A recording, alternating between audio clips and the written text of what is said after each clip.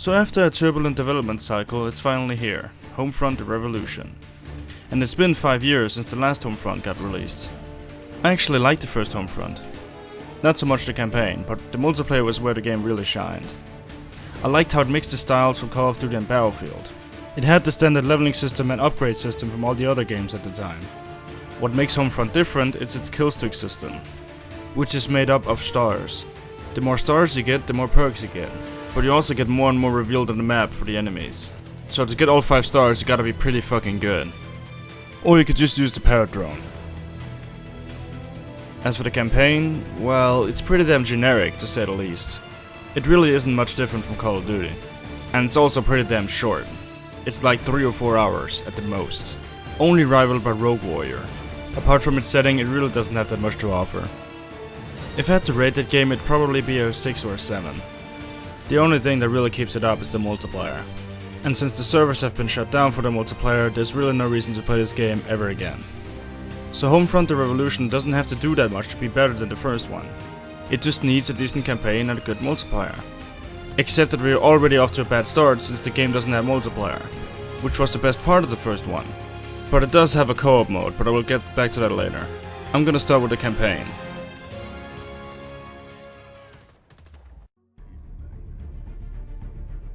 So we get a cool little intro telling us about how North Korea has become a technological superpower. The US bought some of that technology because the war in the Middle East was going shit. But they bought way too much of it, so they had to default on the debt. So in retaliation, North Korea just shut down the whole US military. And so they invaded them. This intro cutscene isn't as good as in the first game. I like the fast-paced news anchoring more. But I guess it's alright. But the intro of the game itself is shit. Things just kind of happen all around you. You get introduced to characters that die immediately after, and you have no idea who you are and why you're there.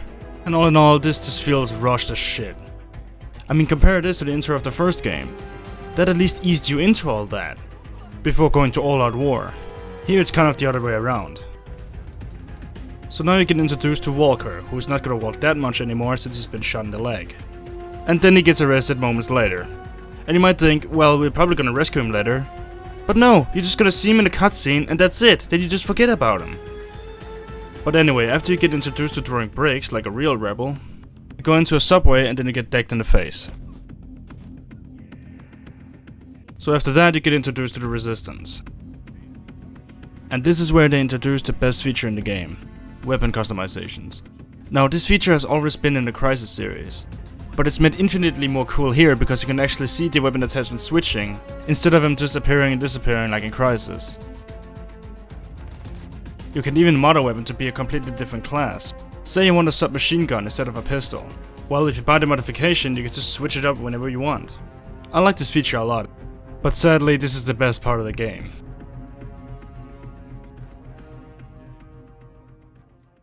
So after you've done all that tutorial crap, it's finally time to go into the open world.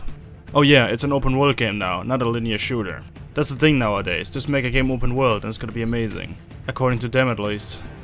But anyway, the map is divided into several sections. And it has 2 zones each. A red zone and a yellow zone. The red zone is basically an all-out war zone, while the yellow is more controlled. In the control zones, it's advised to use stealth, since you die very fast in those zones. And in both of these zones you have to capture bases, which is a lot like Far Cry. You can use stealth or just go in guns blazing. Now the combat in the game works alright. It's not much different from other shooters, except that you can hold your breath while aiming, much like in Insurgency. And it doesn't have regenerating health, it's just a health bar this time. And the enemies can kill you really quick. And the game is very stringent about health pack placements, so you better stock up every time you get the chance. But even with the health packs, you're not gonna survive the biggest death hazard in the game. Water. Yes, water, because it's a one-hit kill and you just die for no reason. Anyway, the stealth however is kind of sluggish. Again, it basically works like in Far Cry, except that mostly they just spot you through nothing. But other than that, it's okay. Now the graphics of the game are kind of hit and miss. Sometimes it looks pretty good. Other times it looks like a PS2 title. Especially this cutscene right here. Blind without their GPS data. I need some gauze. Come on, come on! Guys, back up. Spence will fix it. Just keep the pressure there. Okay, Joe, this is ketamine. You're gonna feel a bit odd. Okay, I got it. Looks like you'll be okay. I knew it. Need a state. This is something you would see on a fucking PS2. Or a City Interactive title. Not a game that had a 5-year development cycle. But I will say that they did a really good job with the environments. All of the zones look distinct from each other. It all doesn't look the same like in other shooters. Oh yeah, and the game is buggy. Like, really buggy. Now some of the bugs can be quite funny, but others are just fucking annoying.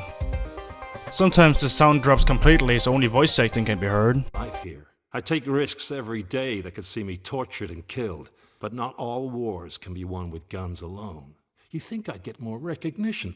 The enemies can sometimes spawn right in front of you.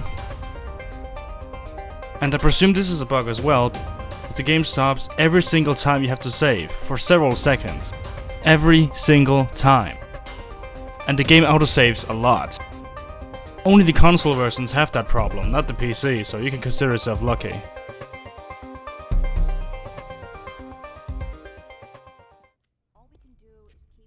But now let's talk about the main character. His name is Ethan Brady. And he's a silent protagonist. That's it, that's the main character. No voice, no personality, he's just a blank slate. I mean, the guy in the first game was as well, but at least he didn't try to make retarded emotional scenes like in this one. Jesus, Brady, they killed them all. Those poor bastards. They didn't deserve this. They were good people. And the intel on Walker's gone too. Why would they do this? Did they know we were coming? God, what a mess. Look, don't blame yourself, Brady. You did everything you could. At least we got Earlston behind us. You better... And he just blindly goes along with everything. Guts to do it, so let's take the chance. We must move quickly if we're to attempt it. You're in, right? Right. You're on a path to destruction, Ethan. You need to turn back. Doc, Brady knows what he's... Now, spoiler alert, I'm just gonna show you the ending right here. Because it's just as bad as the intro, if not worse. So after watching this cutscene where all kinds of exciting shit happens, and one ally gets shot and the other one blown up, and you go up this linear staircase. Oh yeah, and for no reason you just lose all your weapons and health packs. But anyway, going up the stairs, killing a few enemies, and one you can kill. Go on, Ethan! Go! Go! Okay. Then another cutscene where you kill someone and then you almost get choked.